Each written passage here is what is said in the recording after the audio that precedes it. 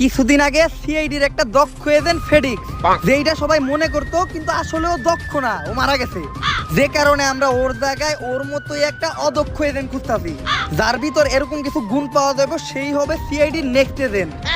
তাই সবাই সবার গুণ বলো, যার গুণ আমার মনে ধরবো তারাই আমি সিআইডিতে নিব। বলো তোমার স্পেশাল গুণ কি? স্যার আমি রোজা রাখবো, কিন্তু আপনার কাছ থেকে সেহরি ইফতার কোনোটাই করুম না। ওইটা তো আমরা কারো এমনিতেও করাই না, তুই যা।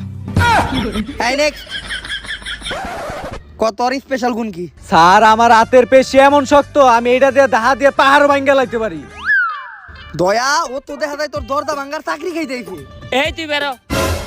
এই নেক্সট, এমন একটা গুণের কথা কই সেইটা শুনলে আমি চাকরি দিতে বাধ্য, যেই গুণ কোন এজেন্টের ভিতরেই নাই। স্যার আমি চাকরি করবো কিন্তু কোনো বেতন নিমু না। ও সিলেক্টেড, কি গুণ ওর ভিতরে, ওর চাকরি কনফার্ম। কিন্তু স্যার বাইরে তো আরো অনেক এজেন্ট দাঁড়ায় আছে।